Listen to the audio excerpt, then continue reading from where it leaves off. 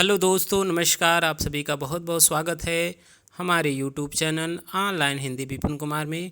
आज मैं संस्कृत के एक महत्वपूर्ण कवि श्रीहर्ष के बारे में इस वीडियो में चर्चा करेंगे। साथ ही साथ उनके महत्वपूर्ण प्रश्नों और पिछले वर्ष पूछे जाने वाले प्रश्नों का भी संकलन इस वीडियो के लास्ट में किया गया है, तो आप लास्ट तक ज़रूर देखिएगा। चलिए शुरू करते हैं। शुरू करने से पहले एक गुजारिश, अगर आप हमारे चैनल में नए हैं तो लाइक, सब्सक्राइब, शेयर कर दीजिए। चलिए देखते हैं श्रीहर्ष के महत्वपूर्ण तथ्य और ऐसे तथ्य जो परीक्षा उपयोगी है वहीं यहाँ पे दिए गए हैं, तो आपको ध्यान से देखना है। देखिए, जो श्रीहर्ष हैं वे 12वीं शताब्दी के कवि माने जाते हैं संस्कृत के, और इनके पिता का नाम श्रीहीर और माता का नाम मामल्य देवी था। ध्यान रखिएगा, यहाँ देवी 2 बार हो गया है, तो मामल्य देवी था। ठीक है, तो इनकी माता का नाम मामल्य देवी और पिता का नाम श्रीहीर है, यह आपको ध्यान रखना है। और ये 12वीं शताब्दी के कवि हैं। और जो महत्वपूर्ण तथ्य हैं यह ध्यान रखना है, श्रीहर्ष पर वक्रोक्ति संप्रदाय का अधिक प्रभाव प्रतीत होता है। इसको आपको याद रखना है, जो वक्रोक्ति संप्रदाय का जो प्रभाव है वह सबसे ज़्यादा श्रीहर्ष पर प्रतीत होता है, तो इसको याद रखना है। ऐसे पॉइंट ही परीक्षा में पूछे जाते हैं। चलिए आगे जो इनके जो महत्वपूर्ण कृतित्व है उस पर चर्चा करते हैं। देखिए, श्रीहर्ष के जो महत्वपूर्ण कृतित्व हैं वे हैं नैषधि चरितम। ध्यान रखिएगा, नैषधि चरित जो है वह श्रीहर्ष द्वारा लिखा गया है और यह 22 सर्ग का, ठीक है, यह इसमें 22 सर्ग हैं, तो इसको आपको याद रखना है। ठीक है, और जो नैषधि चरितम है उसे बृहत्त्रयी का सर्वोत्तम रत्न माना जाता है, यानी सर्वश्रेष्ठ रत्न बृहत्त्रयी का किसे माना जाता है? नैषधि चरितम को। ठीक है, अब जो बृहत्त्रयी है उसमें कौन कौन से रत्न आते हैं, कौन कौन से ग्रंथ आते हैं, उसके बारे में चर्चा करेंगे। देखिए, बृहत्त्रयी में 3 ग्रंथ आता है, इसको आपको ध्यान रखना है। पिछले वाले वीडियो में भी बताया गया है। किरातार्जुनीयम जो भारवी रचित है उसमें 18 सर्ग है, वह पहला है। दूसरा माघ रचित शिशुपाल वध है जिसमें 20 सर्ग है, और तीसरा है नैषधि चरितम जिसमें 22 सर्ग है, और यह जो है श्रीहर्ष द्वारा रचित है। तो इसको आपको ध्यान रखना है, तीनों को, इससे प्रश्न बनते हैं। ठीक है, चलिए आगे जो महत्वपूर्ण तथ्य हैं जो इनकी रचना नैषधि चरितम है उसके कुछ महत्वपूर्ण तथ्य यहाँ पे चर्चा किए जाएंगे, और ऐसे ही तथ्य परीक्षा में पूछे जाते हैं। ठीक है, तो जो नैषधि चरितम है श्रीहर्ष द्वारा रचित, उसके बारे में कहा गया कि यह बृहत्त्रयी का सर्वोत्तम रत्न माना जाता है। और उसमें जो कहानी है वह क्या कहानी है? इसमें नल दमयंती के प्रणय से लेकर के परिणय यानी विवाह तक का सांगोपांग वर्णन किया गया है इस जो रचना है नैषधि चरितम में। अब अगले महत्वपूर्ण तथ्य जो दिया गया है उस पर चर्चा करते हैं।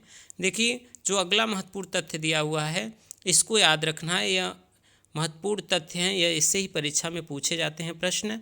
नैषधि चरितम में श्रृंगार अंगी रस है, यानी नैषधि चरितम में श्रृंगार जो है वो अंगी रस है, और नैषधि चरितम में वैदर्भी रीति की प्रधानता है। इस दोनों तथ्य को आपको याद रखना है।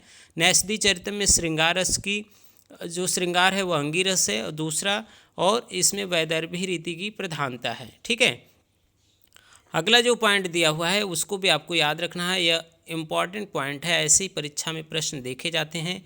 नैषधि चरितम को विद्वानों के लिए औषध या रसायन माना गया है। ध्यान रखिएगा, अगर प्रश्न पूछे कि किस ग्रंथ को विद्वानों के लिए औषधि माना गया है तो वह नैषधि चरितम को माना गया है, इसको आपको याद रखना है। चलिए आगे जो भी महत्वपूर्ण प्रश्न आए हैं पिछले वर्ष एग्जाम में उसके बारे में चर्चा करते हैं। देखिए, पहला जो प्रश्न पूछा गया है वह पीजीटी 2004 में पूछा गया है, बृहत्त्रयी में कौन सा महाकाव्य नहीं आता? अभी ऊपर चर्चा किया गया किरातार्जुनीयम, शिशुपाल वध, नैषधि चरितम तो आता है लेकिन कुमार संभव नहीं आता है। यह कालिदास की रचना है जो लघुत्रयी का एक ग्रंथ माना जाता है। ठीक है, तो इसको आप याद रखिएगा, सभी महत्वपूर्ण प्रश्न हैं। देखिए, दूसरा जो प्रश्न यहाँ पे दिया गया है, श्रीहर्ष द्वारा रचित नैषधि चरितम में किस रीति की प्रधानता है? अभी ऊपर बताया गया है कि नैषधि चरितम जो है उसमें किस रीति की प्रधानता है, तो वह आपको पता होगा, ऊपर बताया गया है। तो वैदर्भी रीति की प्रधानता है, तो आपको यहाँ पे ऑप्शन नंबर बी सही हो जाएगा। अगला देखिए महत्वपूर्ण तथ्य जो ऊपर बताया गया था वही वैसा ही प्रश्न पूछा गया है पीजीटी 2003 में। किस महाकाव्य को विद्वानों के लिए औषधि माना गया है? तो वह नैषधि चरितम को माना गया है, जो श्रीहर्ष द्वारा रचित है। ठीक है, तो ऑप्शन यहाँ पे जो डी है वह सही हो जाएगा। अगला जो प्रश्न दिया हुआ है, नैषधि चरितम में सर्ग हैं, कितने सर्ग हैं? तो नैषधि चरितम में 22 सर्ग हैं, आपको ध्यान रखना है।